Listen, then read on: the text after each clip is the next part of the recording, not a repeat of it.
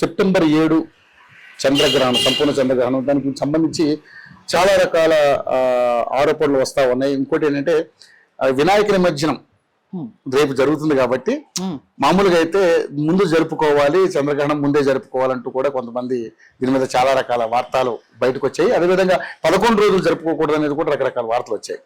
So ఏంటి అసలు చంద్రగ్రహణం సంబంధించి ఎటువంటి జాగ్రత్తలు తీసుకోవాలి, మీరేం చెప్పాలనుకుంటున్నారు? టీవీ వీక్షిస్తున్న ప్రేక్షకులందరికీ కూడా శ్రీమాత్రే నమః, శ్రీ గురుభ్యో నమః. చాలా మంచి ప్రశ్న అడిగారు. 11 రోజులు గణపతిని ఉంచాలా? అసలు మనకి ఈ సందర్భంగా కొంత నేను క్లారిటీ ఇవ్వాలనుకుంటున్నాను. ఇవి నవరాత్రులు. నవ అంటే 9 రాత్రులు. ఈ 9 సంఖ్యకి చాలా ప్రాముఖ్యత ఉంది. చూడండి, నవగ్రహాలు, మనలో నవనాడులు, అలాగే నవరంధ్రాలు, ఇట్లా తీసుకుంటే ఆ 9 సంఖ్యకి చాలా విశిష్టత ఉంది. అందుకనే ఆ విశిష్టతను అనుసరించే మనకి 9 రాత్రులు పూజ చేసుకోండి అని చెప్పడం జరిగింది. దీన్ని మనం ఉల్లంఘించి 11 రోజులు 13 రోజులు ఎందుకు చేస్తున్నాం అనేది ఎవరికి వారు ముందుగా ఆలోచించుకోవాలి. ఎందుకంటే ధర్మాన్ని తప్పేటటువంటి పని మనం ఎందుకు చేయాలి? ఇది నిర్ణయించబడిన తర్వాత, ఇప్పుడు శరన్నవరాత్రులు తీసుకోండి, గణపతి నవరాత్రులు తీసుకోండి, శరన్నవరాత్రులు ఉన్నాయి. తిథిని బట్టి నవరాత్రులు జరుపుకుంటూ ఉంటారు. దాంట్లో ఒకరోజు హెచ్చు తగ్గులు వస్తాయంటే ఆ తిథిని బట్టి వస్తాయి. కానీ గణపతి నవరాత్రులకు సంబంధించి ఖచ్చితంగా 9 రాత్రులే జరుపుకోవాలి. ఇలా కాకుండా 11 రోజులు 13 రోజులు 15 రోజులు అసలు ఎటు వెళుతుంది, మన ధర్మం ఎటు వెళుతోంది అనేది ఎవరికి వారు ఆలోచించుకోవాలి. ఎందుకంటేనండి 9 సంఖ్య చాలా ప్రాముఖ్యతను సంతరించుకుని ఉంది. ఎందుకంటే 108 జపం చూడండి, ఒక 108 జపం, అది కలిపితే 9, 27 నక్షత్రాలు కలిపితే ఎంత? 9. ఈ సంఖ్యని అనుసరించి మనకి ఇవి ఏర్పాటు చేస్తే మనం దీన్ని ఉల్లంఘించేసి మన ఇష్టం వచ్చినట్టు చేసి మన వీలుని బట్టి చేసి ఇదంతా కూడా ధర్మ విరుద్ధమైనటువంటి చర్యలే. ఎటువంటి సందేహం లేదు. ఎందుకంటే ధర్మాన్ని అనుసరించడానికే కదా మనం ఉన్నాం. ఒక హిందువుగా మన బాధ్యత మన ధర్మాన్ని మనం ముందుకు తీసుకెళ్లడం. అలా కాకుండా ఇలాంటి వెర్రిపోకడలకు వెళ్తూ ఉంటే ముందు తరాల వారు ఎలాగ దీన్ని స్వీకరిస్తారు? ఇప్పుడే ఇలా ఉంటే ఇంకా ముందు తరాల వారు ఎలా ఉంటారు? అందుకని అసలైన ధర్మం ఏంటో తెలుసుకుని అందరూ పాటించండి. ఇక సెప్టెంబర్ 7వ తారీఖు గ్రహణం ఉంది కాబట్టి అందరూ అనుకుంటున్నారు ముందు నిమజ్జనం చేస్తున్నాం అనుకుంటున్నారు. కాదు, కరెక్ట్ గా నిమజ్జనం చేస్తున్నారు. ఎప్పుడైంది? 27వ తారీఖు ఆగస్టుని జరిగింది వినాయక చవితి. అంటే నాకు తెలిసి 4వ తారీఖుకి అయిపోవాలి, లేదా 5 శుక్రవారం వచ్చింది కాబట్టి అసలు శుక్రవారం కూడా ఎక్కడ నిమజ్జనం చేయకూడదని లేదు, మంగళవారం కూడా నిమజ్జనం చేయకూడదని అంటారు మేడం. అంటారు. అంటే ఇక్కడ లేదండి. ఎందుకంటే ఇంటిలో పూజించుకున్నటువంటి దేవతని కదపకూడదు మంగళవారం శుక్రవారం అని ఏదో అంటే ఆచారంగా వస్తున్నటువంటిది. దాన్ని బట్టే ఇక్కడ అలా తీసుకుని కదపరు, అంటే యథాస్థానానికి పంపించరు దేవతను. అందుకని పోనీ శుక్రవారం ఒక్కటి వదిలేసినా శనివారం కరెక్ట్ గానే నిమజ్జనం చేస్తున్నారు కదా. అసలు శుక్రవారం రాకపోతే శుక్రవారం నాడే నిమజ్జనం జరగాలి. అలా కాకుండా గ్రహణం దాకా ఉంచి గ్రహణం తర్వాత నిమజ్జనం చేయడం అనేది అది సమ్మతం అయితే కాదు. అంటే ధర్మ విరుద్ధమైన చర్య అది. నేను 9 రోజులు అంటే 9 రోజులే అంతే. ఆ 9 సంఖ్యకున్న ప్రాముఖ్యతని అందరూ తెలుసుకోవాలి. అది పాటిస్తేనే కదా, అంటే 9 రోజులు నియమాలు పాటిస్తేనే కదా మన జీవితంలో ఏం జరుగుతుంది, మంచి జరగాలని కదా ఇది మనకి పెట్టింది. అందుకని 9 రోజులే ఉంచండి. 10వ రోజు మీకు శుక్రవారం వస్తే శనివారం ఖచ్చితంగా నిమజ్జనం చేసి తీరాలి. 7వ తారీఖు గ్రహణం ఉంది కాబట్టి ఖచ్చితంగా చేయాలి. 11 రోజులు ఉంచాలి, 13 రోజులు ఉంచాలి. ఇదంతా ఎందుకు జరుగుతుందో తిరుమలకి. ఇక గ్రహణం ఈ గ్రహణాన్ని చెప్పి కూడా చాలా భయపెట్టిస్తున్నారు పాపం జనాల్ని. ఇదైపోతారు, అదైపోతారు, మీరు అదపాతాడానికి వెళ్ళిపోతారు, ఇంకా మీకు కొన్ని రాసుల వాళ్ళేమో రాజులు అయిపోతారు, కొన్ని రాసుల వారు పేదలు అయిపోతారు. ఏది కాదండి, ఏది కాదు. ఎందుకంటే ఇది భౌగోళికానికి సంబంధించినటువంటిది. అలాగే దీంట్లో మన ఆధ్యాత్మికత కూడా ఉంది. అసలు గ్రహణ సమయం ఎందుకు? మన ఆధ్యాత్మికతలో ఇప్పుడు దైవశక్తి కొంచెం తగ్గుతుంది ఆ సమయంలో. అలాంటప్పుడు మనం కొన్ని స్తోత్రాలు, కొన్ని జపాలు, కొన్ని హోమాలు చేయడం వల్ల ఆ దేవతకి శక్తి వచ్చి మన పుణ్యం 10 అవుతుంది. ఉత్తి సమయంలో ఏదైనా స్తోత్రం చేసాం అనుకోండి, ఒక 5% మనకి దాని ద్వారా ప్రాప్తించేటటువంటి పుణ్యకర్మ ఈ గ్రహణ సమయంలో చేస్తే 10 రెట్లు ఎక్కువగా వస్తుంది. ఓకే, అలాగే వినియోగించుకోవాలి కానీ భయపడిపోయి ఇంకా గ్రహణం అయిపోతున్న తర్వాత మన జీవితం అయిపోతుందేమో అనుకునే అవసరం ఎట్టి పరిస్థితుల్లో లేదు. ఎందుకంటే చూడండి, సంక్రమణాలు, గ్రహణాలు, పండగలు, ఉత్తరాయణం, దక్షిణాయనం ఇవన్నీ కూడా దాని సూర్యచంద్రుల గమనాన్ని బట్టి కదా మనకి నిర్ణయించబడింది. వచ్చింది ఆ గ్రహణం వచ్చింది అంతే, ఇంకా మన జీవితం అయిపోయినట్టున్నా. ఇలాంటి గ్రహణాలు ఎన్ని చూసాం? లేకపోతే 600 సంవత్సరాల తర్వాత వస్తున్న గ్రహణం, 700 ఎందుకండి ఇవన్నీ? ప్రతి సంవత్సరం ఏదో గ్రహణం వస్తూనే ఉంటుంది కదా. ఆ భూమి సూర్యుడి చుట్టూ తిరుగుతూ ఉన్నప్పుడు మనం ఏమనుకుంటాం, రాహు అడ్డం వచ్చాడు, రాహు మింగాడు. మన ధర్మం అలా చెప్పింది మనకి. చెప్పడంలో కూడా తప్పులేదు, ఎందుకంటే మన మునులు ఋషులు అది దర్శించి మనకు అందించారు కాబట్టి మనం ఖచ్చితంగా పాటించి తీరాలి. ఎందుకంటే ఇక్కడ మీరు వినాయక వ్రతకల్పం చదువుకున్నారా? కల్పోక్త ప్రకారము అని ఉంటుంది. కల్పోక్త ప్రకారం అంటే కల్పించి చెప్పిందని చాలా మంది అనుకుంటారు. కాదండి, కల్పోక్త ప్రకారము అంటే మన మునులు ఋషులు దర్శించి ఇది ఇలాగే చేయాలి అని ఒక రాజముద్ర వేశారు. దాన్నే కల్పోక్త ప్రకారము అంటారు. ఇది చాలా మంది తెలియక కల్పోక్తం అంటే కల్పించి చెప్పారు అనేటటువంటిది నేను కొత్తగా వింటున్నాను.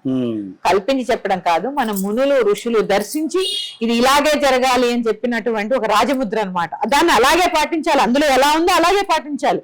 ఆ రాజముద్రను ఉల్లంఘిస్తే ఏమవుతుంది? ఇప్పుడు రాజులు లేరు, లేకపోతే ఉరి శిక్ష శిరఛేదనం చేస్తారు. నేను ఇప్పుడు రాజులు లేరు కాబట్టి మనం. అందుకని గ్రహణానికి ఎవ్వరూ భయపడక్కర్లేదు. ఎలాంటి చిన్న చిన్న దోషాలు ఉన్నా కూడా పట్టు స్నానం, విడుపు స్నానం, అలాగే మధ్యలో చేసుకునేటటువంటి జపము, స్తోత్రము, మీకు నచ్చింది, మీకు ఏ భగవంతుడు ఇష్టమైతే ఆ భగవంతుడిని ఆ సమయంలో ప్రార్థించండి. నిద్రపోకండి, గ్రహణ సమయాన్ని వృధా చేసుకోకండి. చాలా గ్రహణం అంటే ఒక పుణ్యకాలం, ఒక పండగ. గ్రహణం పండగ, ఆధ్యాత్మికమైన పండగ. దాన్ని సెలబ్రేట్ చేసుకోండి. ఎలా చంద్రగ్రహణం అయినా గానీ, సూర్యగ్రహణం అయినా గానీ అది ఒక నెగిటివ్ పబ్లిసిటీ ఉంది తప్ప గానీ మంచి పబ్లిసిటీ అయితే లేదనేది చాలా మంది మాట్లాడుతున్నారు. అవునమ్మా, ఎందుకంటే ఇప్పుడు ఈ గ్రహణానికి సంబంధించి ఆ గ్రహణంలో కొన్ని నక్షత్రాలకి ఇప్పుడు శతభిష నక్షత్రం, పూర్వాభాద నక్షత్రంలో, శతభిష నక్షత్రంలో బట్టి పూర్వాభాద నక్షత్రంలో మోక్షం అవుతుంది. ఆయా నక్షత్రాలకి అంటే ఆయా రాసులకి, ఆ పక్క రాసులకి ఇటు పక్క రాసులకి కొంత దోషం ఉండొచ్చు. ఎందుకు అంటే దానికి కారణము ఇప్పుడు చంద్రగ్రహణం. మనకి చంద్రమా మనసో జాత, చంద్రుడు మన మనఃకారకుడు. మన మనస్సు చల్లగా ఉండాలంటే చంద్రుడు దాన్ని ఏమంటారు, చూడండి వెన్నెల్లో కూర్చుంటే ఎలా ఉంటుంది, చాలా హాయిగా ఉంటుంది. అంటే మన మనసుకు ఆహ్లాదాన్ని కలిగిస్తూ ఉంటాడు అనమాట చంద్రుడు. అలాగే మన కుటుంబ వ్యవస్థ, భార్యా బిడ్డలతో సంతోషము, అలాగే కొన్ని రకాలైనటువంటి యోగాల్ని కలిగిస్తాడు చంద్రుడు. అందుకని ఆ చంద్రుడు కొంచెం క్షీణిస్తాడు కాబట్టి కొంచెం మనసు మాత్రం కొంచెం కల్లోలమయ్యేటటువంటి ఇది ఉంటుంది. ఎందుకంటే నవగ్రహాల్లో గ్రహం కదా మనల్ని రూల్ చేస్తూ ఉంటాడు కాబట్టి కొంత దోషం అయితే ఉంటుంది. అంతే తప్ప ఇక దాన్ని భయపెట్టి చంపేసేంత అయితే ఎట్టి పరిస్థితుల్లో ఉండదు. ఎవరు భయపడవలసిన పని లేదు. మీ నక్షత్రం మీద నిజంగా మీకు గ్రహణం వస్తుంది అంటే ఇప్పుడు కుంభరాశి, మీనరాశి, మకర రాశి అని ఇవేవో ఉన్నాయి. ఈ 3 రాశులు, అలాగే ఇంకొన్ని నక్షత్రాలు ఏవో బ్రాహ్మణులు చెప్తున్నారు. ఆయా నక్షత్రాల వాళ్ళు పట్టు స్నానం చేయండి, స్త్రీలు తలలు తడపాల్సిన అవసరం లేదు, కంఠ స్నానం చేయండి, ఎంత చెప్పినా వినరు. గృహస్థు వివాహమైన స్త్రీ శిరస్నానం చేయాల్సిన పని లేదు, మన ధర్మమే చెప్పింది. ఊరికే తడిపేస్తారు తల, అలా తడపాల్సిన పని లేదు, రోగాలు వస్తాయి. అవసరం లేదు, కంఠ స్నానం చేసుకోవచ్చు. వినరు కాబట్టి పట్టు స్నానం, కంఠ స్నానం చేసుకుని మోక్షం అయిపోయిన తర్వాత శిరస్నానం చేయండి, ఎటువంటి తప్పు లేదు. ఈ మధ్య కాలాన్ని మాత్రం వినియోగించుకోండి. లలితా సహస్రనామ పారాయణ, శివ సహస్రనామ పారాయణ, విష్ణు సహస్రనామ పారాయణ, లేకపోతే ఒక భగవద్గీత, లేకపోతే ఏదో ఒక స్తోత్రం, ఏదో ఒకటి మీకు నచ్చింది, మీకు వచ్చింది. చక్కగా నిద్రపోకుండా చక్కగా ఆ యొక్క స్తోత్రాన్ని చదివి గ్రహణ సమయం పూర్తయిన తర్వాత స్నానాది కార్యక్రమాలు ముగించుకుని, అంత రాత్రి వేళ ఇల్లు శుభ్రం చేసుకోవడం కుదరదు కాబట్టి చక్కగా 4 గంటలకు లేచి ఇల్లు శుభ్రం చేసుకుని, లేచిన వెంటనే కాఫీ కడుపులో పోసుకోకుండా గుడికి వెళ్ళి దానం చేసి రండి. ఎందుకంటే అమ్మ, దానానికి మించినది లేదు. అందుకే ప్రతి దానికి చూడండి, గ్రహశాంతి చేస్తే దానం ఇవ్వాలి, గ్రహణం వస్తే దానం ఇవ్వాలి. అంటే దానానికి ఉన్న ప్రత్యేకత అలాంటిది. దానం వల్ల, సేవ వల్ల ఎన్నో కర్మలు కరిగిపోతూ ఉంటాయి. ఈ దానం కూడా మీరు ఎలా ఇవ్వాలి? 1 కిలోంపావు మినువులు, నల్ల మినువులు, అలాగే కొంచెము ఒక కంచు చెంబులో ఆవు నెయ్యి, ఆవు పాలు దొరికితే లేదు, పాలు, పెరుగు, అలాగే బియ్యము, మీకు తోచిన దక్షిణ, వస్త్రము, ఆ బ్రాహ్మడు కట్టుకునేటటువంటి వస్త్రం, అంతే తప్ప పావులాకి 10 పైసలకి కొనకుండా ఒక మంచి వస్త్రాన్ని కొని బ్రాహ్మడికి దానం ఇవ్వండి. దీని వల్ల దోష నివారణ జరిగినట్టే. ఇంకా మీకు స్తోమత ఉంది, గ్రహణ సమయంలో మీ నక్షత్రంలో గ్రహణం పెడుతుంటే ఆ గ్రహణ సమయంలో మీ ఇంట్లో జపం చేయించుకోండి, బ్రాహ్మణులు వస్తారు, జపం చేస్తారు. విడుపు స్నానం అయిన తర్వాత అక్కడే బ్రాహ్మడికి దానం ఇవ్వచ్చు. వాళ్ళు చెప్తారు ఏమేమి ఇవ్వాలో, ఆ నక్షత్ర జపం చేస్తారు ఆ మధ్యలో. ఇలాంటివన్నీ ఉన్నాయి. అంతే తప్ప గ్రహణం అంటే ఏదో అయిపోతుందని భయపడిపోయి నా దగ్గరికి వచ్చారండి ఒకళ్ళు, గ్రహణం అండి మాకు చాలా భయం వేస్తోంది, మా నక్షత్రం మీద పడుతోంది, మాకేమన్నా అయిపోతుందా అని అడిగారు వచ్చి. ఏమీ అయిపోదు. ఎందుకు అయిపోతుందండి? భౌగోళికంగా వచ్చేటటువంటి పండగ, అది పుణ్యకాలం. ఇది గ్రహించండి, పుణ్యకాలం. కొన్ని పుణ్యకాలాలు ఉంటాయి కదా, పుష్కరాలు పుణ్యకాలం, సంక్రమణం పుణ్యకాలం, ఇట్లాంటివన్నీ పుణ్యకాలాలు. ఒక పండగలాగా, పండగ అంటే సెలబ్రేట్ చేసుకోవడం కాదు, ఆధ్యాత్మిక పండగ. జపము, తర్పణము, అలాగే హోమము, ఇట్లా ఇత్యాది కార్యక్రమాలు, స్తోత్ర పారాయణ చేయండి, ఎటువంటి దుష్ఫలితాలు ఉండవు. భగవంతుణ్ణి నమ్మండి. భగవంతుణ్ణి నమ్మినప్పుడు ఎప్పుడైతే మనఃపూర్వకంగా త్రికరణ శుద్ధిగా భగవంతుణ్ణి నమ్ముతామో కొన్ని అనుమానాలు రావు. ఎందుకంటే భగవంతుడు ఉన్నాడని నమ్మాం కాబట్టి. భయపడకండి అమ్మా, ఇలాంటి చిన్న పరిహారాలు చేసుకోండి. ఉదయాన్ని మాత్రం ఖచ్చితంగా దేవాలయానికి వెళ్ళి చక్కగా మీకు కనుక మీ నక్షత్రానికి కనుక ఇలాంటివి ఉంటే దానం ఇచ్చుకోండి, లేదా స్తోత్రపారాయణ, పట్టు విడుపు స్నానాలు సరిపోతాయి. మరొక అంశంతో మీ ముందుకు వస్తాను. శ్రీమాత్రే నమః. స్వస్తి.